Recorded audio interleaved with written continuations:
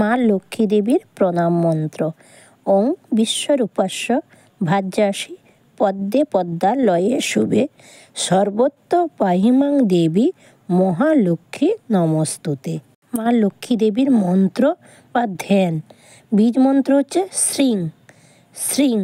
বন্ধুরা, এবছর পঞ্জিকা অনুসারে 2025 সালে কোজাগরী লক্ষ্মী পুজোর সঠিক সময়সূচি।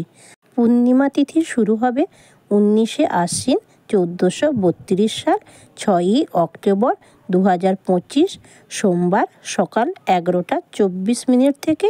পূর্ণিমা তিথি শেষ হবে 20শে আশ্বিন 1432 সাল 7ই অক্টোবর 2025 মঙ্গলবার সকাল 9টা 30 মিনিটে। পুজো করার শুভ সময় সোমবার সন্ধ্যায় 5টা 18 থেকে 6টা 54 মিনিটের মধ্যে পুজো করলে উত্তম। বন্ধুরা, নাহলে এই পূর্ণিমা থাকতে থাকতে পুজো করা একান্ত উচিত সোমবার রাত্রিবেলা। বন্ধুরা, মা লক্ষ্মী পুজোয় কলা ব্যবহার করা উচিত নয়, কারণ কলা হচ্ছে মা লক্ষ্মী দেবীর স্তন থেকে সৃষ্টি হয়েছিল।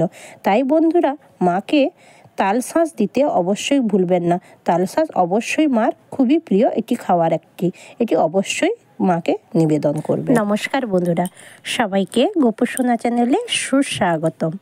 বন্ধুরা, আজকে আমাদের আলোচনার বিষয় হলো মা লক্ষ্মী দেবীর 8টি রূপের নাম এবং মাহাত্ম্য, এবং মা লক্ষ্মী দেবীকে কেন শ্রী বলা হয়, এবং মা লক্ষ্মী দেবীর প্রণাম মন্ত্র, এবং মাতা লক্ষ্মী দেবীর প্রিয় জিনিসের নাম। চলুন বন্ধুরা, জানা যাক মা লক্ষ্মী দেবীকে শ্রী বলা হয় কেন। সংস্কৃতে শ্রী শব্দ মানে শুভ, ঐশ্বর্য, আলো।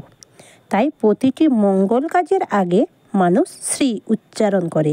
এটি মনে করিয়ে দেয় যে কাজের পবিত্রতা থাকবে সেখানেই মা লক্ষ্মী দেবী বসবাস করেন এবং কৃপা বা দান করেন। এবার জেনে নিই মা লক্ষ্মী দেবীর কী কী জিনিস প্রিয়। প্রিয় ফুল হচ্ছে পদ্ম, প্রিয় ফল নারকেল, প্রিয় শস্য ধান সুপারি, প্রিয় ভোগ নারকেল নাড়ু পায়েস, প্রিয় রং লাল এবং গোলাপি, প্রিয় পাতা পান পাতা বেলপাতা দুর্বা, এবং প্রিয় দিন হচ্ছে বৃহস্পতিবার, এবং প্রিয় তিথি হচ্ছে দোল পূর্ণিমা, এবং প্রিয় মুদ্রা হচ্ছে মায়ের কড়ি বা কাঁচা টাকা কয়েন। মাতা লক্ষ্মী দেবীর এই 10টি জিনিস খুবই প্রিয়। পদ্ম ফুল, মা লক্ষ্মী দেবী পদ্মের উপরে বসে থাকেন, তাই পদ্ম ফুল মায়ের অত্যন্ত প্রিয়। ধান, দেবী অন্নপূর্ণা নামে পরিচিত, তিনি শস্যের দেবী, তাই তিনি ধানে সন্তুষ্ট থাকেন। নারকেলকে শ্রীফল বলা হয়, এটি শ্রীফল নামেও পরিচয়। মাতা লক্ষ্মী দেবীর এই ফলটি খুব প্রিয়। ক্ষীর মানে চাল আর দুধ মিশিয়ে যে মিষ্টি পায়েস তৈরি করা হয়, মায়ের খুবই পছন্দ। পান, কোজাগরী লক্ষ্মী পুজোর সময় এটি একটি খুব গুরুত্বপূর্ণ সামগ্রী।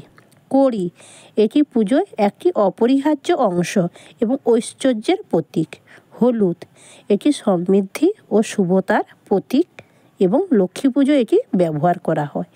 ঘট, এটি একটি কলস, মা লক্ষ্মী পুজোয় অপরিহার্য। আতপ চাল, পুজোয় চাল ব্যবহার করা একটি গুরুত্বপূর্ণ সামগ্রী। বন্ধুরা, মা লক্ষ্মী দেবীকে কলা একেবারে নিবেদন করতে নেই, কারণ মা লক্ষ্মী দেবীর স্তন থেকে কলা উৎপত্তি হয়েছে। তাই কলার পরিবর্তে বন্ধুরা তালশাঁস দিতে পারেন। তালশাঁস মার খুব প্রিয়। বন্ধুরা, এবার অষ্টলক্ষ্মী মানে মা লক্ষ্মী দেবীর 8টি রূপের নাম এবং মাহাত্ম্য চলুন বন্ধুরা জানা যাক। বন্ধুরা, 1 নম্বর হচ্ছে আদি লক্ষ্মী, মূল রূপ। অর্থ এবং তাৎপর্য হচ্ছে আদিলক্ষ্মী হলেন শাশ্বত লক্ষ্মী, যিনি অনাদিকাল থেকে বিষ্ণুর সঙ্গে রয়েছেন এবং চিরস্থায়ী শুদ্ধতার প্রতীক। মা লক্ষ্মী দেবী পদ্মাসনে বসে আছেন, 4 হাতে পদ্ম, অঞ্জলি মুদ্রা, শরীরে শ্বেত বসন। আচ্ছা, মাকে সন্ধ্যায় প্রদীপ জ্বালিয়ে পদ্মফুল দিয়ে পুজো করলে মানসিক শান্তি। 2 নম্বর হচ্ছে ধনদেবী মানে ধন ঐশ্বর্যের দেবী। তিনি হচ্ছেন গৃহস্থলী, সোনা রত্ন ধাতু এইসবই মায়ের দয়ায় বৃদ্ধি পায়। মায়ের হাতে সোনার কলস এবং কলস থেকে স্বর্ণ মুদ্রা ঝরছে, পেছনে 2টি হাতি জল ঢালছে। শুক্রবার দিন ধনলক্ষ্মীর উপাসনা করলে ব্যবসা এবং চাকরি আয় বৃদ্ধি হয়। 3 নম্বর হচ্ছে ধান্য লক্ষ্মী, মানে শস্য রক্ষা কর্ত্রী, মানে তিনি হচ্ছেন অন্ন, খাদ্য, কৃষিজ উৎপাদনের দেবী। বহু হাতে ধান, কুমড়ো, কলা, ভরি ধান কৃষির প্রতীক নিয়ে দাঁড়িয়ে আছেন। 4 নম্বর হচ্ছে গজলক্ষ্মী, রাজ সমৃদ্ধি এবং ঐশ্বর্যের প্রতীক। সমুদ্র মন্থন থেকে উৎপন্ন তিনি দেবরাজ ইন্দ্রের হারানো ঐশ্বর্য ফিরিয়ে দেন। তিনি সমাজের সম্মান, প্রতিষ্ঠা এবং রাজকীয় ভাগের প্রতীক। 2টি হাতি তার মাথায় জল ঢালছেন, হাতে পদ্ম এবং মুদ্রা নিয়েছেন। 5 নম্বর হচ্ছে বন্ধুরা সন্তানের লক্ষ্মী, সন্তান প্রাপ্তির দেবী। সন্তান কামনায় সন্তান সুখ, তাদের সুস্বাস্থ্য রক্ষার দেবী। বিশেষ করে নিঃসন্তান দম্পতিদের কাছে এটি খুব গুরুত্বপূর্ণ দেবী। হাতে শিশু সন্তান, পাশে খেলনা বা শিশুদের চিহ্ন, মুখে করুণা এবং মাতৃত্বের ছাপ। 6 নম্বর হচ্ছে বিদ্যা লক্ষ্মী, শিক্ষা ও জ্ঞানের লক্ষ্মী। জ্ঞানের আলো যিনি জ্বালান, শিক্ষার্থীদের একাগ্রতা, স্মরণশক্তি ও আত্মবিশ্বাস বৃদ্ধি করেন। হাতে পুস্তক, বীণা, হালকা নীল বা সাদা রঙের পোশাক পরেন দেবী। 7 নম্বর হচ্ছে বীর লক্ষ্মী, ধৈর্য লক্ষ্মী, সাহস এবং শক্তির দেবী। শত্রুর বিরুদ্ধে জয়, মানসিক দৃঢ়তা ও বিপদের অবিচল থাকার শক্তি দেন তিনি।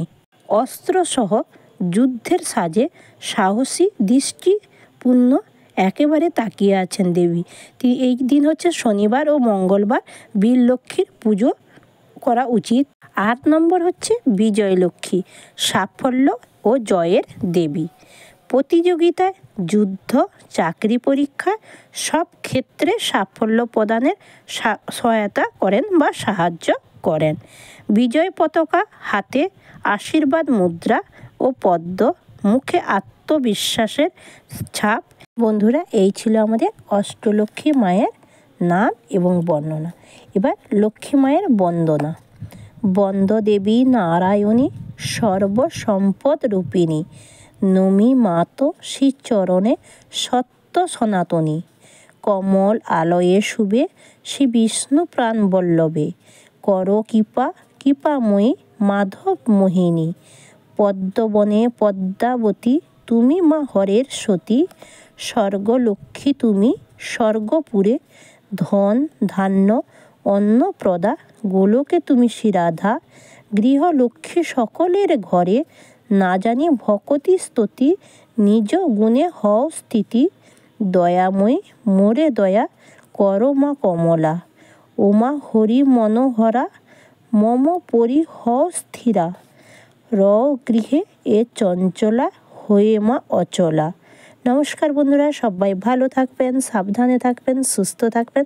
অবশ্যই মায়ের অষ্টলক্ষ্মী নাম এবং মাহাত্ম্য পাঠ বা শ্রবণ করবেন বন্ধুরা। অবশ্যই প্রত্যেকের বাড়িতে মা লক্ষ্মী দেবীর আরাধনা করবেন বন্ধুরা। প্রতিদিন সকালবেলা এই মন্ত্রটি 3 বার পাঠ করবেন।